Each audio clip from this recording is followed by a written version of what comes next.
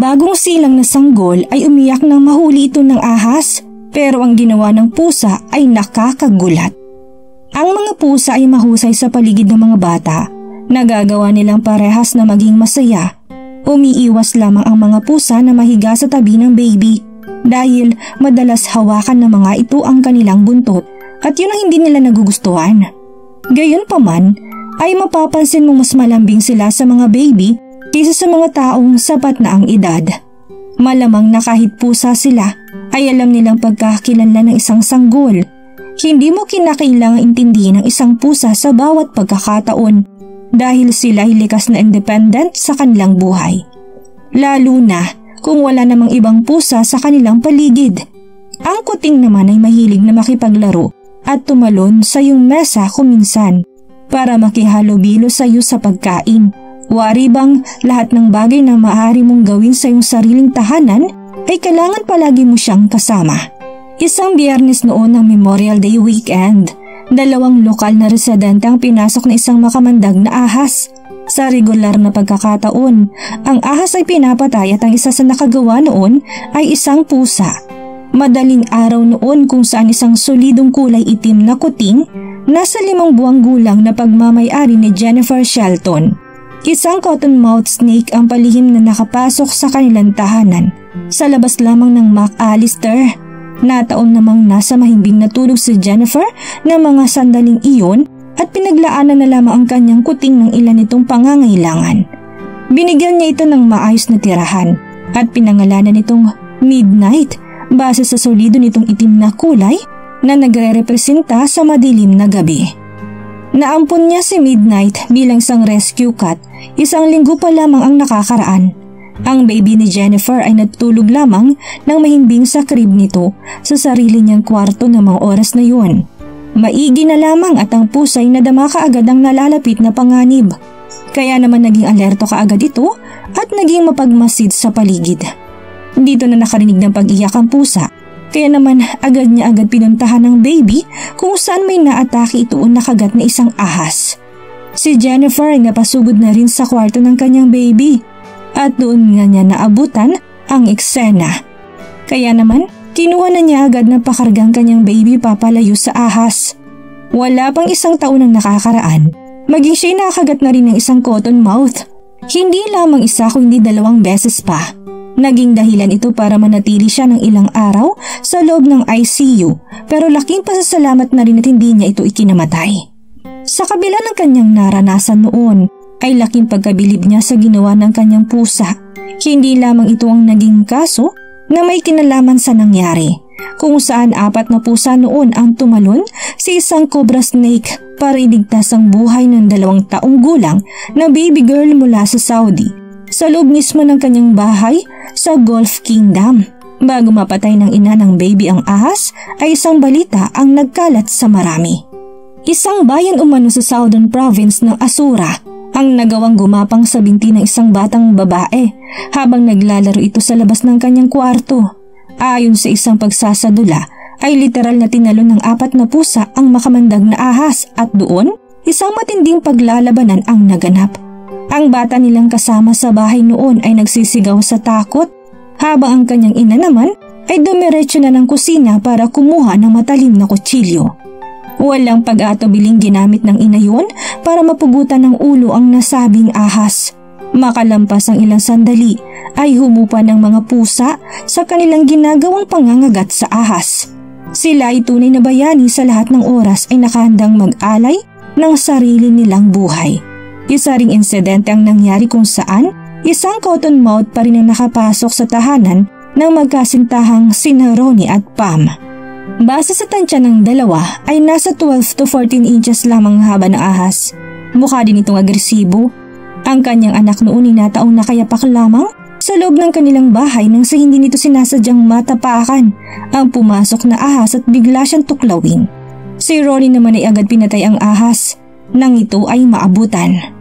Ganun pa man ay nakagawa pa rin itong makabangon para makatuklaw pang muli. Swerte na lamang at mabilis niya itong nailagan. Halos buong araw na naging problema nila Ronnie ang pagdating ng mga makamandag na ahas. Nakainkwentro na rin si Ronnie at nakapatay ng isang water moccasin. Nagawa man niyang mailaga ng water moccasin ay hindi naman ito kasing agresibo ng isang copperhead. Ang water moccasin ay isang klase ng ahas na may kalakihan at base sa tansya ni Ronnie ay nasa 4.5 talampakan ng haba ang kanyang nakita. Matapos ang pangyayaring yun sa isang copperhead ay nauwi naman sila sa paghahanap ng pugad nito, kung saan natansya nila na may 5 hanggang 7 maliliit na copperhead ang nasa isang nest bago nila napatay. Maraming insidente ng ahas ang nai-report sa kanilang bansa sa loob lamang ng 1 taon. Sa katunayan, ang kaibigan ni Ronnie sa Idabel ay nagawang makapatay ng 27 makakamandag na ahas sa loob lamang ng 1 linggo. Ang mga makakamandag na ahas sa Oklahoma ay kinukonsiderang restricted sa ilang klase ng rattlesnake, gaya ng water moccasin, cottonmouth at copperheads. Ang istoryang ito tungkol sa isang bayaning alagang pusa kung minsan ay nalalamangan pa ng pusang aso sa ilang bagay. Kung minsan ay mas matapang pa nga sila kung maituturing, gaya na lamang ng isang pusa na may tapang na humarap sa isang panganib. Isang alagang pusa noon na nagbantay sa kanyang tinutuluyang bahay nang biglang isang kobra ang humarang sa kanyang harapan. Hindi naman nagbigay pahintulot ang pusa na makapasok ng bahay ang kobra. Napagdesisyonan na rin ng animal rescue ang ahas na mahuli para maibalik sa kanyang natural na tirahan. Base sa larawan na pinasa ng news agency, ang puting pusa ay nakuna ng larawan na nakagwardya lamang sa harap ng tahanan para maharangan ang mabangis na kobra. Halos kalahating oras ding nanatili ang pusa habang naghihintay sa pagdating ng mga helpline workers. Isa itong nakamamanghang makita para sa isang pusa dahil kilalang kobra na siyang umaatake sa mga pusa. Si Sam Pat, ang siyang nakatira sa bahay, ay nagsabing ang pusa nila ay nasa 1.5 taong gulang lamang. Para nitong miyembro ng pamilya para sa kanila, dagdag pa ni Mr. Pat. Mabilis itong kumalat sa marami at marami ring nagbahagi ng karanasan nila sa kanya-kanya nilang mga alagang pusa. Maraming pagkakataon umano na magagawa kang mailigtas ng iyong alaga sa hindi mo inaasahang pagkakataon, komento ng isang tao. May isang tweet naman na nagsasabing ang pusa ay tila nag-upgrade sa pagiging isang aso dahil sa pinamalas nitong katapangan. May nagawa pang magbiro sa komento at nagsabing habang hinaharangan umano ng pusa ang kobra, ay sinasabi ng pusa dito na umalis ka na kung ayaw mo masaktan. May isang larawan naman na pinost sa komento na nagpapakita ng imahe ng isang pusa na nakatingin sa kanyang presensya sa salamin bilang isang leon. May isang cat expert naman na nagsabi na normal sa pusa kung minsan na makipagtunggali sa ibang hayop hanggang sang isa sa kanila ay mapaatras. Kaya naman hindi na nakapagtatakang maraming tao ang nagnanais makapagbigay sa pusa ng masasarap na pagkain bilang pagpapakita ng kanilang paghanga. Ang bawat alaga talaga ay tunay na mga tagapagtanggol. Taong 2019, isang aso sa John Village ng Curtis District ay nakagawa ng matinding sakripisyo para maprotektahan ng kanyang tagapag-alaga sa isang makamandag na uri ng ahas.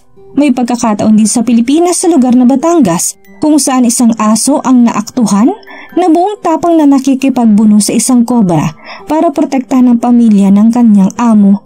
Ang aso at pusa ay parehas na tapat sa kanilang mga nagiging pamilya. Bagamat ang kobra ay may kakayahang patayin ng aso o pusa sa isang tuklaw lamang, ay lakas loob pa rin nilang nagawa ang kanilang mga responsibilidad. May isang pusa nga sa Tennessee ang nagawang makapagligtas ng matandang lalaki na nasa 81 taong gulang na. Nagdududa pa noon ang matanda na magdalang kanyang anak na si Teresa ng isang pusang pinangalanan nitong Shelly. Ang matandang residente ng Claiborne Country ay hindi pa nagkaroon ng alagang pusa sa tanang kanyang buhay. Hindi inaasahan ng matandang iyon na ang pusang yun ay kanyang tagapagligtas. Isang beses kasi, isang mapanganib na copperhead ang palihim na nakapasok sa kanilang tahanan. Halos hindi umano napansin na matandang si Nelson ng ahas. Nang kanya itong makita dahil halos kakulay ito ng kanilang sahig. Base sa pahayag ng YKYC, ayon sa kanilang ginawang pag-iimbestiga ay naabutan na nilang patay ang ahas at base sa kalmot at kagat nito, lalo na sa may bandang mukha ay malamang na napatay ito ng alagang pusa nila Nelson. Sambit ni Nelson na maraming ahas na rin siyang napatay sa maraming taon ng kanyang karanasan. Pero ngayon lamang siyang muntik ng madali ng isang ahas nang hindi niya napapansin. Sa loob ng 60 taong sa kanyang tahanan, ay nang araw lang na yun napasukan ng isang ahas si Nelson. Pahayag niya sa WKYC. Kung hindi dahil kay Shelly, malamang natuklaw na ng ahas ang mahina niyang pangangatawan at hindi na niya yun nakayanan pa. Wika naman ni Teresa na kanyang anak ay isang tadhana talaga ang pagdating ni Shelly sa kanilang buhay at ito nang kanyang nadama nung una pa lamang. Naramdaman na niya noon pa man na ang pagkapili niya kay Shelly bilang alagay may basbas na may kapal. Malamang na ginamit ng Panginoon na instrumentong pusa na yon para pahabain pa ang buhay ng ama ni Shelly at kanila pang makasama. Simula noon, ang 81-year-old na matanda ay napamahal na rin sa kanyang kaibigang pusa. Ang aso't pusa ay nakatuon lamang sa kanilang pamilya at tahanang kanilang tinitirhan. Kadalasan ay kabaliktaran silang kumilos kaysa sa mga tao kung may hahambing sa paraang mas inuuna nila ang kilos bago ang salita. Hindi kagaya sa ating mga tao, isang nilalang na palaging nasa gawa at katapatan. Isang traits na talaga namang kakabiliban natin sa kanila sa bawat pagkakataon.